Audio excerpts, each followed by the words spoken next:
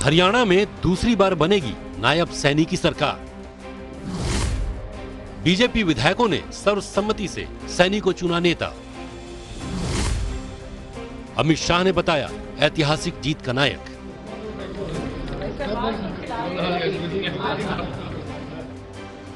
हर किसी को जैसी उम्मीद थी वैसा ही हुआ।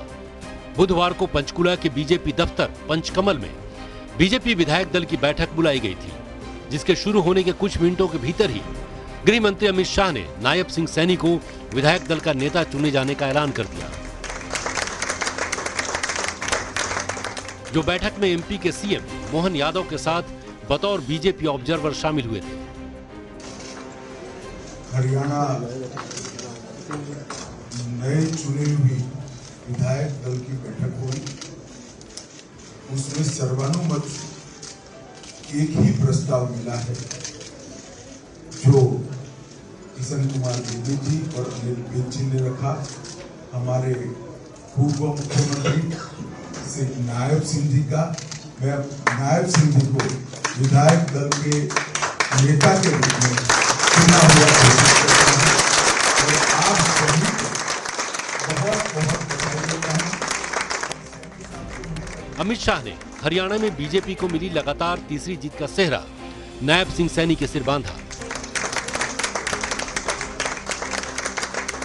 मगर बीजेपी प्रदेश में इस ऐतिहासिक मुकाम तक कैसे पहुंची, ये समझाते हुए उन्होंने तीन चेहरों और उन तीनों की कार्यशैली से प्रदेश में जमीनी स्तर पर हुए तीन बड़े बदलावों को लगातार जीत की वजह बताया है। अमित शाह के मुताबिक वो तीन चेहरे हैं: प्रधानमंत्री नरेंद्र मोदी, प्रदेश के पूर्व सीएम मनोहर लाल खट्टर और तीसरी बार जीत के नायक बने नायब सिंह सैनी। प्रधानमंत्री नरेंद्र मोदी जी जब संगठन का काम देखते थे, तब हरियाणा के प्रभारी रहे।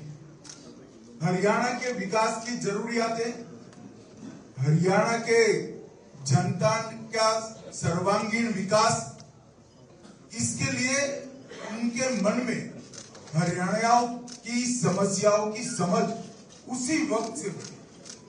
जब मोदी जी देश के प्रधानमंत्री बने, हरियाणा में भारतीय जनता पार्टी ने अकेले जाने का निर्णय किया और पहली बार पूर्ण बहुमत की भारतीय जनता पार्टी की सरकार बनी। श्री मनोहर जी इसके मुख्यमंत्री बने। में से भारतीय जनता पार्टी ने एक नई कार्य संस्कृति का विकास किया कि खर्ची और पर्ची के बगैर, मतलब करप्शन के बगैर और सिफारिश के बगैर डाकिया आपको अपॉइंटमेंट लेटर दे जाता है। और उसने हरियाणा की ठेठ नीचे रहती हुई गरीब जनता के मन में एक विश्वास पैदा हुआ। हरियाणा में सालों से एक परंपरा थी, जो मुख्यमंत्री बनता था वो अपने जिले का बन जाता था, दूसरा मुख्यमंत्री बनता था वो अपने जिले का विकास करता था, समग्र हरियाणा विकास के लिए तरसता रहता था। मनोहर जी के मुख्यमंत्री बनने के बाद समग्र हरियाणा के विकास की नींव पड़ी और समग्र हरियाणा के विकास, मैं तो आश्चर्यचकित हूं। पहले जातियों के आधार पर भी सरकार चली। भारतीय जनता पार्टी की कार्य संस्कृति जाति के आधार पर विकास की संकल्पना को खारिज। हम सर्वसमावेशी विकास में विश्वास रखते हैं और हरियाणा में भी पहली बार मनोहर लाल जी ने और हमारे नायब सिंह ने 36 बिरादरियों के विकास की सरकार चलाई और हर बिरादरी। सीएम सैनी ने दूसरी बार भरोसा जताने के लिए विधायकों और बीजेपी नेतृत्व का आभार जताया और इसी मंच से शपथ ग्रहण के साथ ही 24,000 भर्तियों का रिजल्ट घोषित करने का ऐलान करते हुए बीजेपी नेतृत्व को ये बताने की कोशिश की कि पार्टी का किया हर वादा जनता से पूरा करूंगा। इतना बड़ा विश्वास जो हरियाणा की जनता ने आज तीसरी बार कंटिन्यूटी के अंदर ये भारतीय जनता पार्टी के ऊपर किया है, ये विश्वास, ये नरेंद्र मोदी जी की नीतियों का विश्वास है, ये नरेंद्र मोदी जी की ही गारंटी है जिसके ऊपर आज हरियाणा ने विश्वास किया है। और ये प्रण हरियाणा के लोगों ने लिया है कि हम मोदी जी के उस संकल्प को 2047 तक जो विकसित राष्ट्र बनाने का संकल्प आदरणीय मोदी जी ने लिया है, उसको आगे बढ़ाने का हम कार्य करेंगे। हमने ये अनाउंसमेंट किया था कि हम सबसे पहले उन बच्चों को ज्वाइनिंग लेटर देंगे। हम अपनी बात के ऊपर पूरा कायम है और बच्चों का वो रिजल्ट तैयार है। हमारे 24,000 बच्चे हैं। 24,000 बच्चों का कल ही जब सब होगा तो कमीशन का पूरा रिजल्ट तैयार है, वो उसको जारी कर देगा।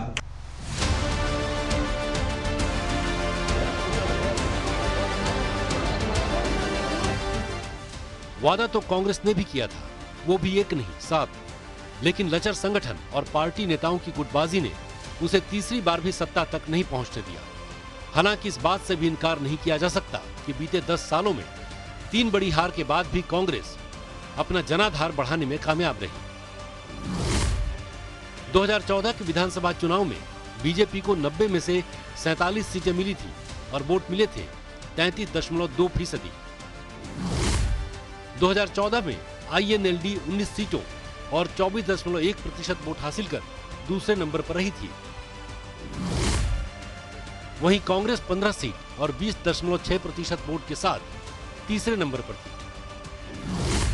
सत्ता से बेदखल होने के बाद उसे नेता प्रतिपक्ष की कुर्सी भी नहीं मिली थी।